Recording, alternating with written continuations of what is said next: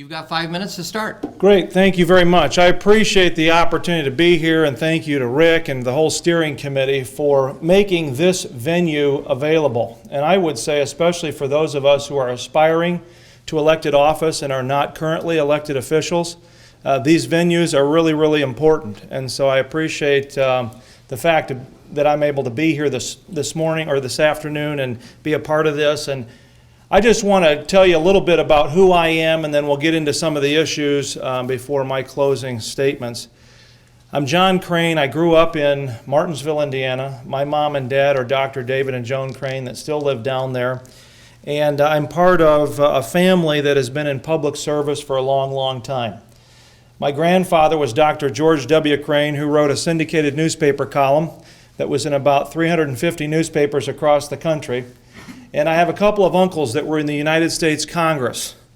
My Uncle Phil especially was instrumental in founding many of the conservative institutions that you might be familiar with today, including the Heritage Foundation, and he started the Republican Study Committee, which was the conservative caucus in the Republican caucus in Congress, and did a number of other things. And my dad even ran 3 times for office in the late 70s and early 80s. And so when it comes to being a conservative, I suppose you could say I come by it honestly, and it's part of who we have been in terms of our conservative philosophy, but also this idea of serving people in whatever capacity God calls you to do that.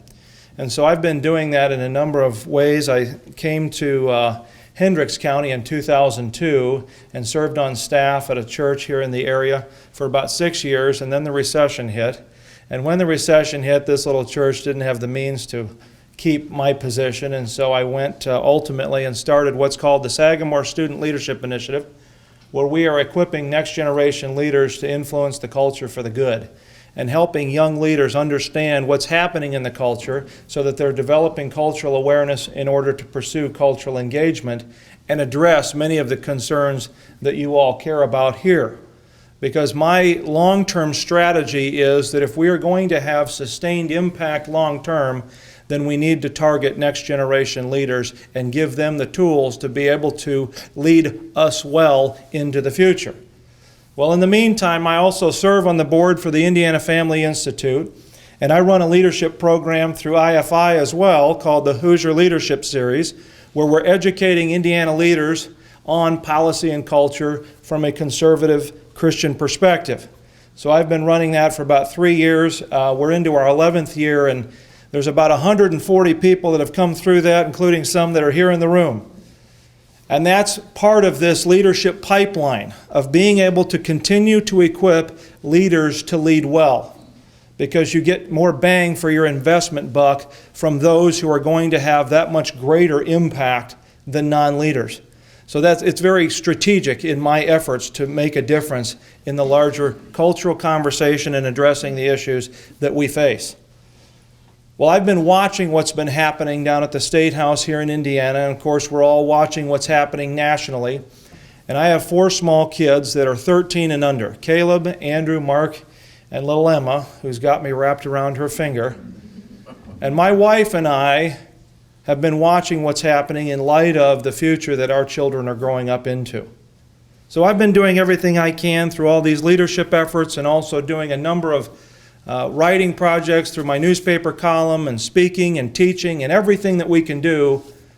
And at some point you look and see some of the decisions that even our Republican leadership are making, and I got to be honest, it's been a head scratcher on more than one occasion. And so finally a number of people here in Hendricks County approached me and said, hey, we think you ought to consider running for this office. And for a period of time I put them off, and then finally I said, you know what, I think it's time. And largely because I'm seeing too many of our Republican leaders negotiating on non-negotiables. So I decided to throw my hat in the ring and serve as at least a conservative alternative for people who want a choice in this district. So I'm running for State Senate in District 24, and I appreciate the opportunity to be here today. Be happy to take any questions that you have, Rob. All right, thank you. Normally we'd have an opening statement from Pete Miller now, but we only have his friend Mike sitting on the podium right now. So the first question I've got for you is, I guess you're going to have to speak for Pete Miller. It's rather a good position to be in. Okay?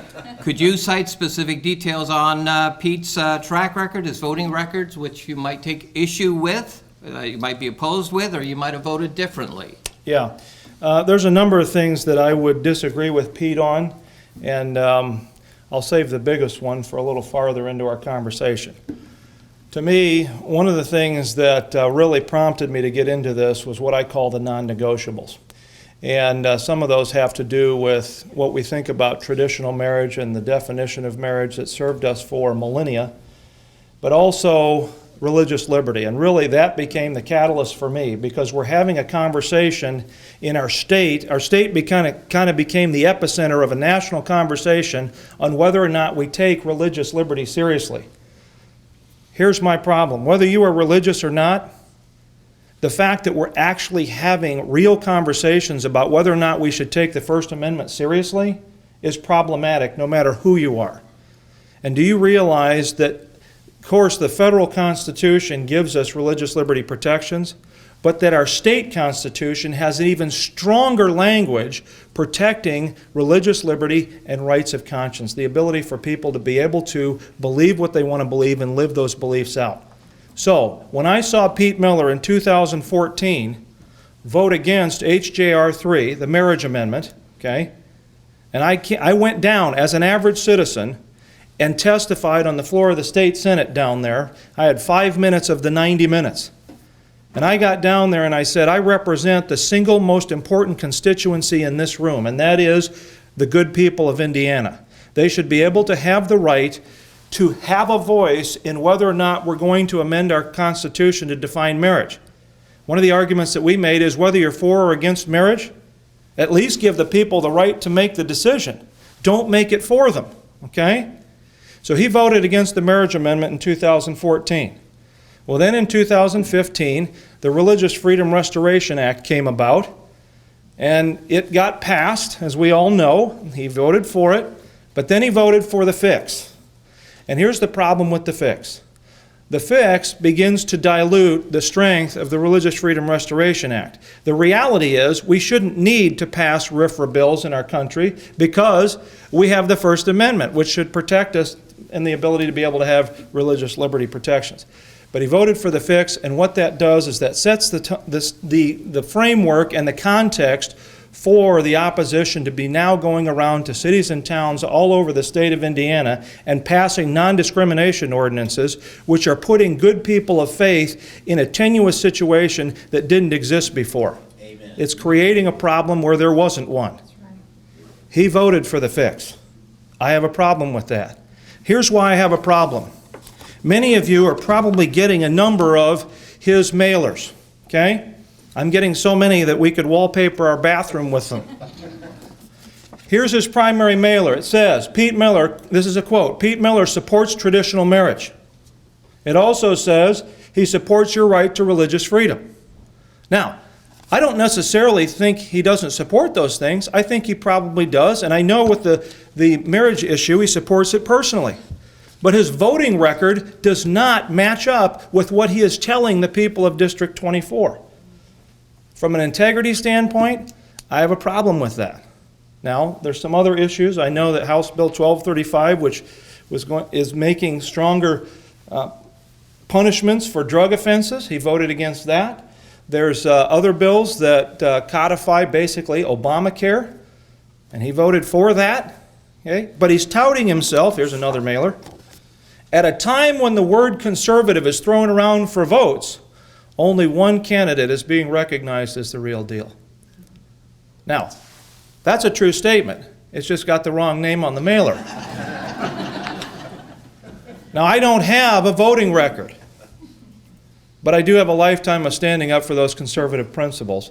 And so from a policy standpoint, there's a number of things with which I would disagree with him. The social issues, people say, well, don't spend all this time on the social issues. Here's the facts. It doesn't matter what color the wallpaper is in the dining room if the cornerstone foundations are crumbling. And we're getting down to some of these cornerstone core values. So we have to be able to make the case for why things like traditional marriage, religious liberty, of course, the right to life, all those things matter for us as a people and a culture. All right, thank you, Mr. Sure. Crean. All right, we need to move along. We have Okay. a lot of questions, Sure. and we're limited in time. No problem. A lot of people are really disenchanted and distrustful of government, and that's the state government as well as the federal government. And we could give any number of areas they're disenchanted with. Crony capitalism, money, the old boys network, loyalty to party rather than to the voters, not representing the people properly. Now, how would you better represent the voters? And in fact, how would you hold yourself accountable? What kind of mechanism would we have to be in touch with you to say, stay on, focus, or perhaps you're losing focus? Yeah, great question. One of the first things I would say is, and we've got a bunch out there, okay, I've got a little business card, we've got our mailer pieces out there. If you look on my business card, the number is 317-450-0866, which goes straight to this cell phone, okay? To me, the reason why we're losing sight of that, or at least the politicians are, is because they've lost sight of who they're there to serve. If you are being elected to office, then you are being elected by citizens in your district or your community, and the expectation is that ultimately you are answerable to them. The fact is, ultimately you are answerable to them. But too many of the politicians forget that. They get sidetracked by business interests or by power brokers or by leadership or by deals or by all those things that frustrate us to no end. And that's why I, as a constituent, finally decided, all right, well, if I can't trust my leader, then maybe it's time for me to step into the fray. Which begs the question, why would I be any different? And that's a very legitimate question. The famous British statesman Lord Acton famously said, power tends to corrupt, and absolute power corrupts absolutely. And we've all seen that play out on so many different levels. We're all susceptible to the temptation when you're in power. I'm a person of faith. I believe very much in the sin nature, and that's why we discipline our children. We don't need to teach them how to be sinful. It comes naturally. And so there is a tendency to succumb to that temptation, and we've seen it way too many times. Which is why, first of all, we need accountability from God. But secondly, we need accountability from people. And one of the things that, in fact, my good friend Walt Brown has said from the very beginning, every time I see you, I'm going to greet you as, hello, Senator Snail. To help you realize that it isn't about a title, it's about the position in order to serve people. Now, our tagline, because this comes straight out of who I am, is courage when it counts. I think there's a lot of good people that are down at the State House, but having a good heart isn't enough. You've got to have a strong backbone. And we need people that are going to stand up against that. I tell you this, I'm going to do the very best I can to stand up for the people of this district. And if I don't, you call me on my cell phone, hold me accountable, or vote me out. All right, thank you. All right, you've already gone on record as being pro-life, Yes. clearly. The Indiana legislature just passed a bill extending civil rights to protect the unborn and to outlaw abortion for certain reasons. And then in the last week, the ACLU and Planned Parenthood have joined up to sue the state government. We don't have a lot of time, but would you speak briefly on that? Sure, absolutely, absolutely. In fact, I was just with the governor down at the Oasis Diner in Plainfield earlier this week and had the chance to personally thank him for signing 1337 into law, which protects the unborn specifically from being aborted because of disability, race, or gender. Here's the reality. I believe that life begins at conception, and therefore if we dilute life at any point, starting at the beginning, then we have lost the moral high ground to defend life at any point on the life cycle, which is why then we're dealing with euthanasia and some of these other things at the other end. I believe that life matters because we're all made in the image of God. It doesn't matter what you look like on the outside. It doesn't matter whether you're normal or not. You know, none of us is truly normal. We always think it's somebody else that's not normal. They're all looking at us, right? But it's who you are on the inside. And so when we diminish life, we have set the stage for the ultimate destruction of society. Dr. Francis Schaeffer and C. Everett Koop, in their book, Whatever Happened to the Human Race, at the very beginning said, ultimately, when it's all said and done, every culture will be judged by this test: how did it treat people? And I think we have an absolute obligation to defend all people, especially the most vulnerable, and those would be little people in the womb who don't even have a say in the matter. So we came out very strongly in favor of 1337 on our campaign page, and we continue to support that. I believe that any bill that we can pass that takes us even a fraction of a step closer to creating a culture of life is the right bill. Thank you. All right. Sexual orientation and gender identity and LGBT, hot and contentious Yes. issue. Specifically, North Carolina and Mississippi have passed laws that say if you have the physical attributes of a male, you use the men's restroom. And I know you don't support discrimination. Right. So how do you figure to solve this issue? Because it's going to be an issue in this state. That's right, absolutely. And I was very frustrated, frankly, by the fact that the other side got out in front during the RFRA battle and painted Indiana as a state of haters and bigots who discriminate. I've been in Indiana my entire life, and I know categorically that that is not true. Do we have some people that are haters and bigots? Absolutely, everybody does. But as a state, Hoosier hospitality actually does mean something. Now, that being said, you're right. This particular issue is contentious, it's present, and it's not going away anytime soon. Even this past year with Senate Bill 344 on the SOGI, okay, sexual orientation and gender identity, it didn't come up for a full vote, but it's not going away. I contend it's going to be back next year, or if not next year, it's going to be back after that. Here's what we've got to balance.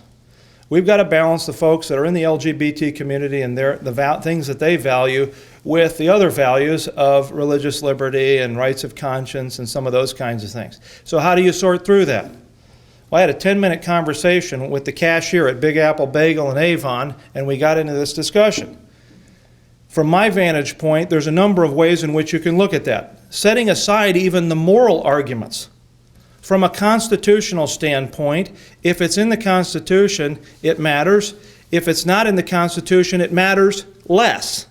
Okay, so from a constitutional standpoint, there already is a strong statement protecting religious liberty and rights of conscience. There is not in our Constitution a corresponding protection for LGBT rights. So strictly from a constitutional standpoint, you can make the argument that we stand by the Constitution. I wish that an argument had been made stronger last spring in 2015. Here's the reality. I wrote an article for the Indianapolis Star. For whatever reason, Tim Swarns asked me to write a column against the pending bill, the SOGI bill. And the approach that I took was talking about fatherlessness in America. Do you realize that there is a fatherless epidemic where 1 in 3 children grow up in a home without the biological father present? 24 million kids. We recognize it's an epidemic. There's a lot of good people that are working to try to correct it. From a legislative standpoint, from a societal standpoint, if we recognize that fathers matter, just like we recognize that mothers matter, then why, through legislation that protects gay marriage or LGBT issues, do we create fatherless homes or motherless homes intentionally, right? That's not going to do any good for the little people in those homes, the children who are going to be part of whatever that upbringing is. And I'm not saying that gay people can't raise good kids.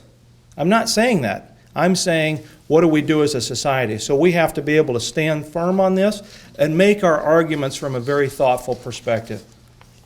Thank you. Sure. All right, we're going to have to move to a lightning round because we're just about out of time. So I'm going to give questions that are only 2 or 3 words each. I get 10 seconds to answer? You get as much time as you want, but we won't get very many asked if you wax too eloquently on them. Okay, I'll do my best, sir. First one, job creation. Okay. You want me to say 4 again? I think jobs are great. And what would you do Yeah, to I think help? here's my thing. With jobs, just like with anything, too much government is squelching the ability to be able to create jobs. I think one of the best things that we can do as leaders is get government out of the way. When government adds layer upon layer of bureaucracy or all these different taxes or all the different things that you do that prevent you as being maybe a small business owner from being able to actually thrive, then we are cutting the legs out from the very people that provide the backbone of economic growth. Minimum wage. Minimum wage. I think minimum wage sounds good, but it's led from a heart perspective. Because if we are actually determining that we're going to pay the minimum wage, then what does that say for everybody else up the line, right? So if you've been there and you're working hard and you're a supervisor, well, they're either going to pay you more in order to stay competitive, or they're going to have to lay you off because there's only going to be so much money coming in. So I think that those that are striving to do that haven't adequately thought through the long-range implementation of being able to address all the employees and the funding that is involved for everybody in the business. The fair tax for state taxes. I think fair tax is, I think we should pursue some kind of fair tax. In fact, I'd be in support of a flat tax generally, because there are people who don't pay into the system and yet still benefit from the system. And those that are in that category, and let's make a distinction between those that are in real need and those that are working the system, okay? But those that are in that category create a greater burden on the middle class. Agricultural issues and Indiana farmers. Yeah. District 24, largely in terms of land mass, is an agricultural district more often than not. The farther you go west in Hendricks County, and certainly most, if not all, of Putnam County, or certainly the district, is filled with agricultural issues. And I've had the opportunity to sit down with Keith Berry and some of those in the area and talk through these issues. I'm certainly getting myself up to speed, but I think that farmers should be able to have the right to farm. I think that they should be able to have the tools to be able to run their farms and their livestock and everything the way that they know best. It's not in their best interest to make decisions that aren't going to make their business thrive. So again, I think if we can get the government regulation out of the way and give farmers the ability to be able to do what they do best, then I think they're going to be better off and we're all going to be better off. Very good. Education, standardized testing, like ISTEP, which we no longer have. Yeah. The challenge with standardized testing is how do you make sure that you're competing, whether it's one state versus another or America versus the world. How do we make sure that the kids are getting the kind of education that they need? So I'm not saying just throw the whole system of trying to assess those things out. Don't throw it all out. However, the problem with standardized testing is that teachers, like all of us, are human. And if they know that their job performance is basically connected to the standardized test, then what are we going to do? We're going to teach to the test, which I don't blame them, right? You want to keep your job. You want to make sure that when the metrics come in and the analytics and we're determining whether or not you're a good teacher, you want to be up near the top like we all would. But what ends up happening then is that we deviate and start teaching to the test, and then standards change, or there's all these different changes that are happening. And I've talked to teachers who are going, you know what? I know that this particular, No Child Left Behind, it wasn't the greatest, but, there's that, and then there's the next one and the next one, and they're going, at least stick with something so we know what we're going to do. Excuse me, John, we understand, well, I think most of us understand the problems with ISTEP and standardized testing and teaching to the test. What's your solution? Well, my solution would be, I think getting rid of ISTEP was a good thing. I would say that we ought to have, we've got Indiana standards. I think we ought to continue to have teachers that are educators who are making sure that those standards are where we need them to be, and then the state curriculum that we teach in the public school ought to meet those standards. I don't know necessarily that we need to have a standardized test to do that. All right. Education, returning local control. Well, it's funny you say that, because that's one of the three leadership parts of the leadership framework that I think is really important, and that is focus on local control. Goes back to what I said earlier. My assumption is that people at the local level are best equipped to know how to handle the situations in their particular sphere of influence. They have a certain level of expertise, and to me, it behooves any elected leader to sit down with them and get a sense of what the issues are in their area of expertise so that we can make informed decisions. I believe the best thing that we can do, as I've said a couple of times already this morning, is get government out of the way and empower the leaders at the local level to do what they do best, which is to lead. All right. Now, Article 5 amendment, would you explain that and your position on it? The Article 5 Convention of States, I think, is really, really important. And in fact, the irony of the Article 5 is that our founding fathers assumed that we would be utilizing that tool more often than we do. Basically, the big picture is it's the opportunity for the states to come together and call a convention to be able to address the issues in our nation. And so there's been a push, and in fact our Senate Pro Tem, David Long, has been part of leading that, and I would applaud his efforts. I think anytime you can bring power back to the people is a good thing, because this power differential, as we all are feeling, has shifted from the people to the centers of power, whether it's in Washington, D.C. or even in Indianapolis. So I was glad to see the steps that were taken in the state legislature this year to include Indiana in that effort to be a part of the Convention of States. Okay, take a deep breath. You Sure. did very well. Thank you. One question, it has one word answer. Would you please rate the performance of the Indiana legislature over the last 4 years? Give it an A through an F. Over the last 4 years, Over the last 4 years. I'd probably give it a C+. All right. You ready for your closing statement? Sure. Okay. Well, thank you very much for the opportunity to answer those questions, Rob. I appreciate it, and I know there was probably 20 others that we didn't have time for. But what I want to just talk about briefly before I close is, in a Republican primary, in any primary, the question always is, why vote for the new guy, right? We've got somebody in office, why take a chance on a new horse? And more specifically, what separates you from Pete Miller? Well, the first thing I would say, and this is one of the most significant, is that I'm here today and he's not. And I will tell you, I have some policy differences with Pete Miller. But as I've gotten into this race, this right here represents the election.